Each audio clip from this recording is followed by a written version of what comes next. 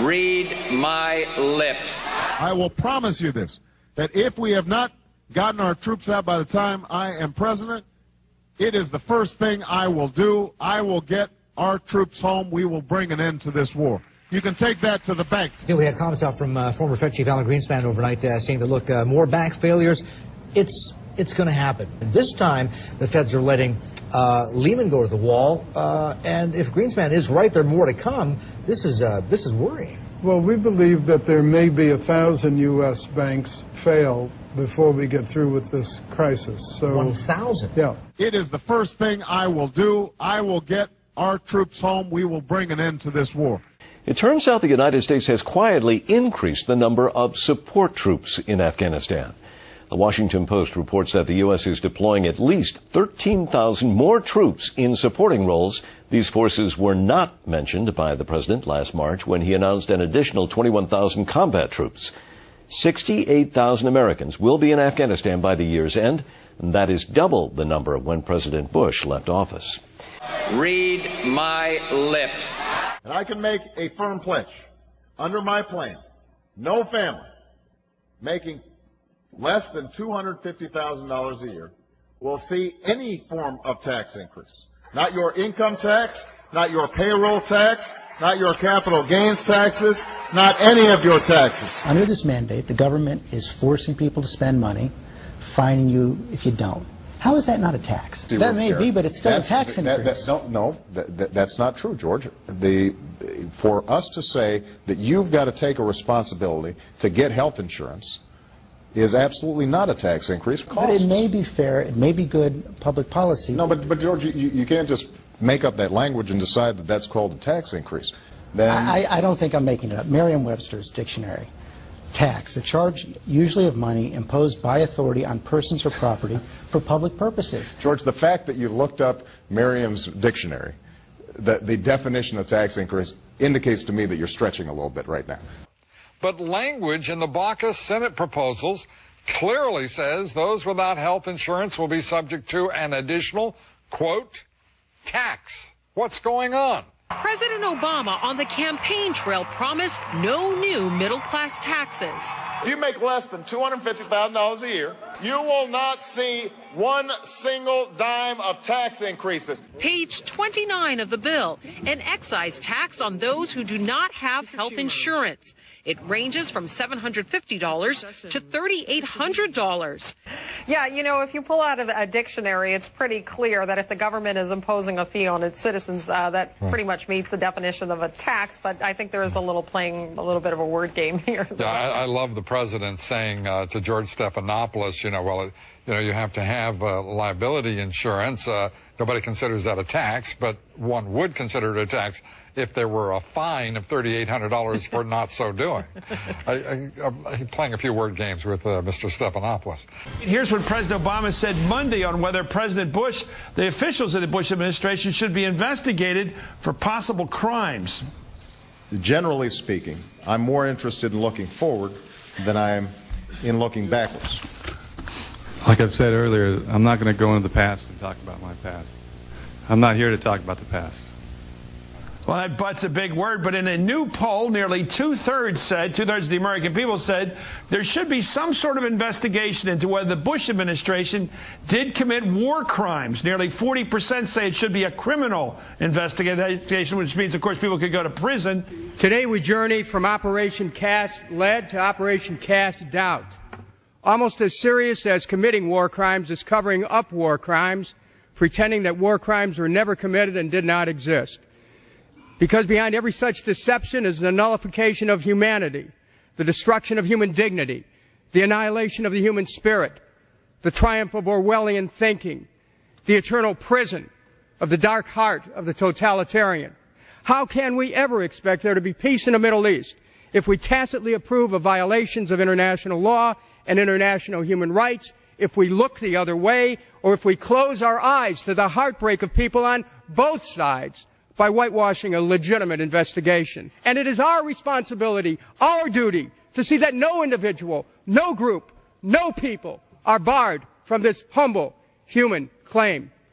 Our legitimacy is reduced when we've got a Guantanamo that is open, when we suspend habeas corpus, those kinds of things erode our moral claims that we are acting on behalf of broader universal principles, and that's one of the reasons why those kinds of issues are so important. We're going to lead by shutting down Guantanamo and restoring habeas corpus in this country so that we offer them an example. I think that folks made a terrific point that we have to stand for human rights, and that should be part of the trade equation.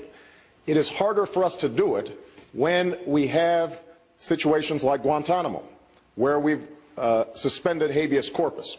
To the extent that we are not being true to our values and our ideals, that sends a negative message to the world, and it gives us less leverage then when we want to deal with countries that are abusing human rights. So I think it's part and parcel with a larger program of us restoring the traditions that made this country great and made us admired around the world. There are a number of different things that you could do early pertaining to executive orders. Right.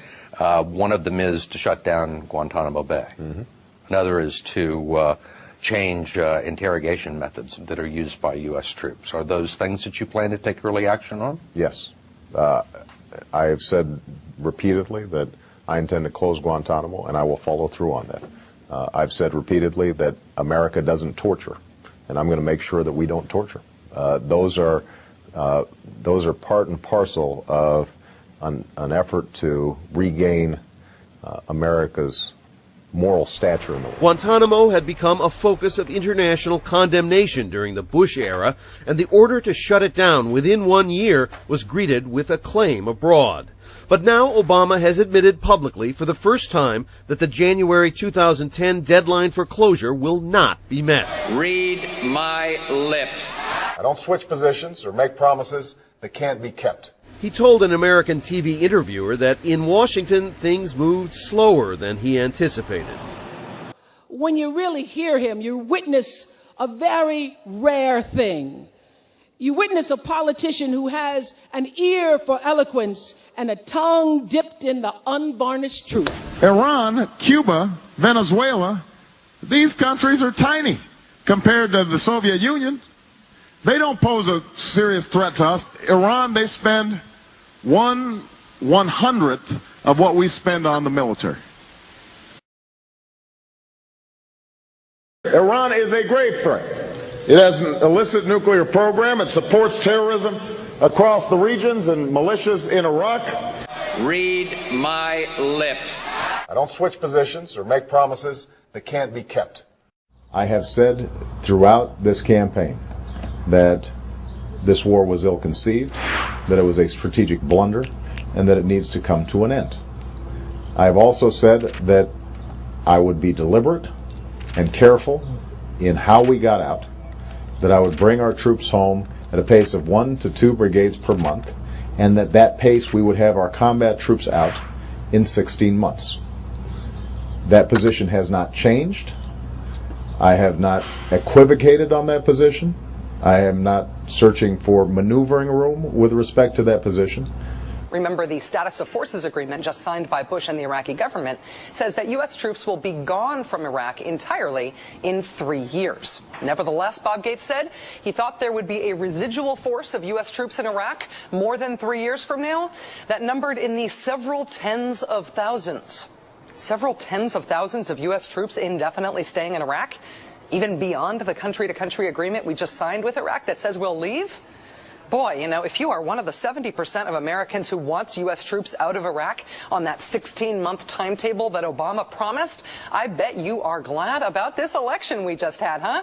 Getting rid of that old administration that sees several tens of thousands of American troops indefinitely in Iraq for years. Wow, good thing we are saying goodbye to George W. Bush's Defense Secretary, Bob Gates. And now we're saying hello to Barack Obama's Defense Secretary, Bob Gates.